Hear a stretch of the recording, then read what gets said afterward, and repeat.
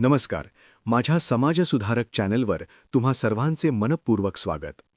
आपल्या या चॅनलच्या माध्यमातून आपण महाराष्ट्राच्या आणि भारताच्या जडणघडणीत मोलाचं योगदान देणाऱ्या महापुरुषांचा आणि ऐतिहासिक कालखंडाचा आढावा घेत असतो.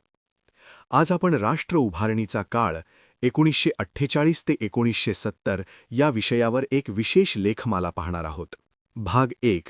स्वातंत्र्याची पहाट आणि आव्हाने. 15 ऑगस्ट 1947ला भारत स्वतंत्र झाला, पण 1948चा काळ हा फाळणीच्या जखमा भरून काढण्याचा होता. लाखो निर्वासितांचे पुनर्वसन करणे आणि विस्कळीत झालेली अर्थव्यवस्था सावरणे हे मोठे आव्हान होते. महात्मा गांधींच्या हत्येनंतर देशात शांतता राखणे गरजेचे होते. पंडित नेहरूंनी लोकशाही समाजवादाचा पाया रचला आणि एका नव्या भारताच्या स्वप्नाला आकार देण्यास सुरुवात केली. राजकीय स्थैर्य मिळवणे ही त्या काळाची सर्वात मोठी गरज होती. भाग 2. संस्थानांचे विलीनीकरण. स्वतंत्र भारतासमोर 562 पेक्षा जास्त संस्थानांना एकत्र करण्याचे मोठे आव्हान होते. लोहपुरुष सरदार वल्लभभाई पटेल यांनी आपल्या मुत्सद्देगिरीने आणि कणखरपणाने ही संस्थाने भारतात विलीन केली. जुनागड आणि हैदराबादसारख्या संस्थानांच्या बाबतीत कठोर निर्णय घ्यावे लागले. या विलीनीकरणामुळेच आजचा अखंड भारत आकाराला आला आणि प्रशासकीय एकसंधता निर्माण झाली.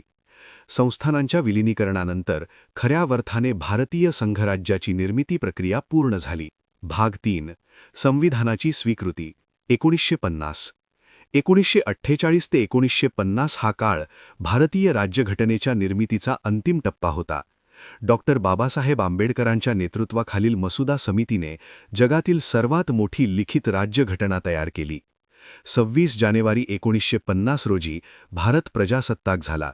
यामुळे देशातील प्रत्येक नागरिकाला समान हक्क, स्वातंत्र्य आणि न्याय मिळाला.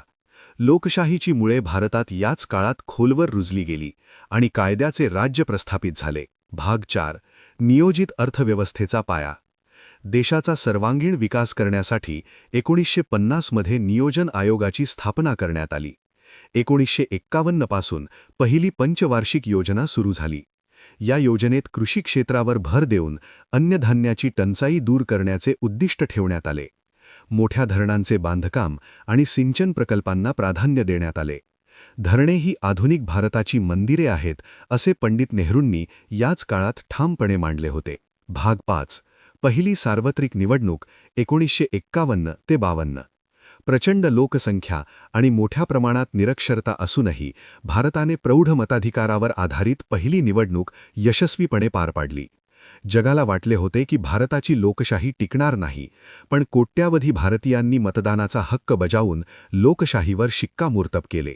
या घटनेने भारताच्या राजकीय स्थैर्याचा पाळा घातला आणि जगातील सर्वात मोठी लोकशाही म्हणून भारताचा गौरव झाला. भाग 6.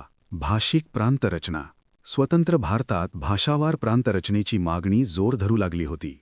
1953 मध्ये आंध्र प्रदेशची निर्मिती झाल्यानंतर इतर राज्यांतही आंदोलने झाली. 1956 मध्ये राज्य पुनर्रचना कायदा संमत झाला. यामुळे भाषिक आधारावर राज्यांच्या सीमा निश्चित झाल्या. जरी यामुळे काही ठिकाणी संघर्ष झाला तरी सांस्कृतिक अस्मिता आणि प्रशासकीय सोय या दृष्टीने हा एक ऐतिहासिक बदल ठरला. भाग 7. औद्योगिक प्रगती. दुसरी पंचवार्षिक योजना. दुसऱ्या पंचवार्षिक योजनेत 1956 ते 61 मध्ये अवजड उद्योगांवर भर देण्यात आला. भिलाई, रूरकेला आणि दुर्गापूर येथे भव्य पोलाद प्रकल्प उभारले गेले. संरक्षण, रेल्वे आणि ऊर्जा क्षेत्रातील स्वावलंबनासाठी सरकारी उपक्रमांची PSUs ची स्थापना झाली. हिराकूड आणि भाकरा नांगल सारखी मोठी धरणे पूर्ण झाली, ज्यामुळे औद्योगिक आणि कृषी विकासाला प्रचंड मोठी गती मिळाली. भाग 8. शैक्षणिक आणि वैज्ञानिक क्रांती. राष्ट्र उभारणीत शिक्षणाचे महत्त्व ओळखून IIT आणि IIM सारख्या उच्च दर्जाच्या संस्थांची पायाभरणी झाली. होमी भाभा यांच्या मार्गदर्शनाखाली अणुऊर्जा कार्यक्रमाला सुरुवात झाली. तर विक्रम साराभाई यांनी अवकाश संशोधनाचा पाया रचला. वैज्ञानिक दृष्टिकोन रुजवण्यासाठी देशभर प्रयोगशाळांचे जाळे पसरवण्यात आले, ज्यामुळे भारत आधुनिकतेकडे झेपावला. भाग 9. संयुक्त महाराष्ट्र चळवळ. 1950च्या दशकात मराठी भाषिकांच्या स्वतंत्र राज्यासाठी संयुक्त महाराष्ट्र चळवळ तीव्र झाली. सेनापती बापट, आचार्य अत्रे आणि प्रबोधनकार ठाकरे यांसारख्या नेत्यांनी लढा दिला. 106 हुतात्म्यांच्या बलिदानानंतर अखेर 1 मे 1960 रोजी मुंबईसह महाराष्ट्र राज्याची निर्मिती झाली. महाराष्ट्राच्या स्थापनेमुळे देशाच्या औद्योगिक आणि सामाजिक प्रगतीत एका नव्या पर्वाची सुरुवात झाली. भाग 10. परराष्ट्र धोरण आणि अलिप्ततावाद. शीतयुद्धाच्या काळात भारत कोणत्याही महासत्तेच्या गटात सामील झाला नाही. पंडित नेहरूंनी अलिप्ततावादी धोरण स्वीकारले. पंचशील तत्वांचा प्रसार करून जगाला शांततापूर्ण सहअस्तित्वाचा संदेश दिला. यामुळे आंतरराष्ट्रीय स्तरावर भारताची एक स्वतंत्र आणि नैतिक प्रतिमा निर्माण झाली, ज्यामुळे नवनिर्मित विकसनशील देशांचे नेतृत्व भारताकडे आले. भाग 11. 1962चे भारत-चीन युद्ध. 1962 मध्ये चीनने भारतावर अचानक आक्रमण केले. या युद्धामुळे भारताला मोठा लष्करी आणि राजनैतिक धक्का बसला. संरक्षणातील त्रुटी समोर आल्या आणि हिंदी-चीनी भाई-भाई ही संकल्पना मोडीत निघाली.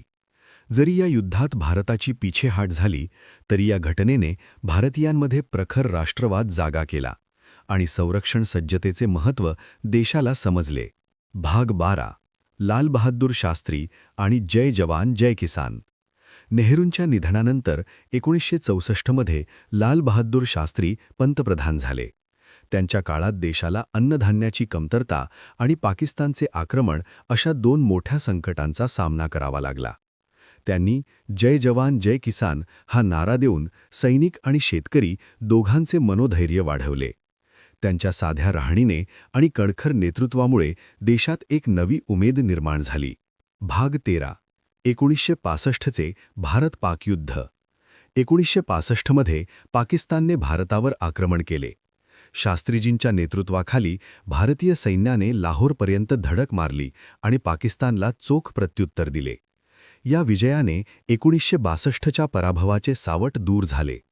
रशियाच्या मध्यस्थीने ताश्कंद करार झाला, पण दुर्दैवाने तिथेच शास्त्रीजींच्या संशयास्पद मृत्यूमुळे देश एका थोर आणि प्रामाणिक नेत्याला मुकला. भाग 14. इंदिरा गांधींचा उदय. 1966 मध्ये इंदिरा गांधी भारताच्या पहिल्या महिला पंतप्रधान झाल्या. सुरुवातीला त्यांना पक्षांतर्गत विरोध आणि आर्थिक आव्हानांचा सामना करावा लागला. पक्षात फूट पडली तरी त्यांनी आपली पकड मजबूत केली. त्यांच्या काळात भारतीय राजकारणाने एक वेगळे वळण घेतले. त्यांनी सामान्य जनतेशी थेट संपर्क साधला आणि सत्तेचे विकेंद्रीकरण रोखून निर्णय क्षमता वाढवली. भाग 15. हरित क्रांतीची सुरुवात. 1960च्या दशकाच्या उत्तरार्धात भारताला अन्नधान्यासाठी परदेशावर अवलंबून राहावे लागत असे. MS स्वामीनाथन यांच्या मार्गदर्शनाखाली हरित क्रांतीची सुरुवात झाली. सुधारित बियाणे, खते आणि सिंचनाचा वापर वाढला. विशेषतः पंजाब आणि हरियाणामध्ये गव्हाचे उत्पादन प्रचंड वाढले. भारत हळूहळू अन्नधान्याच्या बाबतीत स्वयंपूर्ण होण्याच्या दिशेने यशस्वी पाऊल टाकू लागला. भाग 16. बँकांचे राष्ट्रीयकरण. 1969.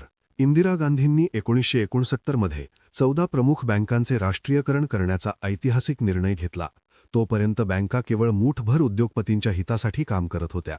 या निर्णयामुळे बँकांचे दरवाजे सामान्य शेतकरी, छोटे उद्योजक आणि गरिबांसाठी उघडले गेले. ग्रामीण भागात बँकांच्या शाखा विस्तारल्या, ज्यामुळे अर्थव्यवस्थेत तळागाळातील लोकांचा सहभाग वाढला. भाग 17. सामाजिक सुधारणा आणि कायदे.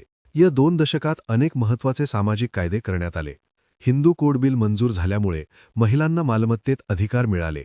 अस्पृश्यता निवारणाचे कायदे अधिक कडक करण्यात आले. हुंडाबळी आणि बालविवाह रोखण्यासाठी सामाजिक स्तरावर मोठी जागृती करण्यात आली. शिक्षणामुळे दलित आणि मागासवर्गीयांमध्ये स्वतःच्या हक्कांची जाणीव निर्माण झाली. भाग 18. धवल क्रांतीची पावले. अमूल. 1970च्या आसपास डॉक्टर वर्गीस कुरियन यांच्या नेतृत्वाखाली ऑपरेशन फ्लड म्हणजेच धवल क्रांतीची सुरुवात झाली. गुजरातच्या आणंद येथील सहकारी दूध उत्पादक चळवळीने अमूलने देशाला दूध उत्पादनात स्वयंपूर्ण बनवण्याचे ध्येय ठेवले. यामुळे ग्रामीण भागातील दुग्ध व्यवसाय हा एक मोठा जोडधंदा म्हणून उदयास आला आणि शेतकऱ्यांचे आर्थिक सक्षमीकरण झाले. भाग 19. सांस्कृतिक आणि वैचारिक जडणघडण. 1948 ते 1970 हा कालखंड भारतीय कला आणि साहित्याचा सुवर्णकाळ होता. चित्रपटसृष्टीतून सामाजिक प्रश्न मांडले जाऊ लागले. आकाशवाणीच्या माध्यमातून घराघरात माहिती आणि मनोरंजन पोहोचले. भारतीय संस्कृती आणि आधुनिक पाश्चिमात्य विचार यांचा संगम या काळात पाहायला मिळाला ज्यामुळे एक प्रगल्भ आणि वैचारिक भारतीय समाज आकाराला येत होता. भाग 20 समारोप एक मजबूत पाया 1948 ते 1970 हा 22 वर्षाचा काळ भारतासाठी संघर्षाचा पण तितकाच पायाभरणीचा होता. लोकशाही संस्थांची उभारणी, आर्थिक नियोजनाचा पाया, शैक्षणिक संस्थांचे जाळे आणि वैज्ञानिक प्रगती यामुळे भारत एक प्रबळ राष्ट्र म्हणून उभा राहिला. या काळात घेतलेल्या कठोर निर्णयांनीच आजच्या विकसित भारताचा रस्ता सुकर केला आहे. समाज सुधारक चॅनलला भेट दिल्याबद्दल धन्यवाद. ही लेखमाला आवडली असल्यास लाईक आणि शेअर नक्की करा. अशाच ऐतिहासिक माहितीसाठी आपल्या चॅनलला सबस्क्राईब करा.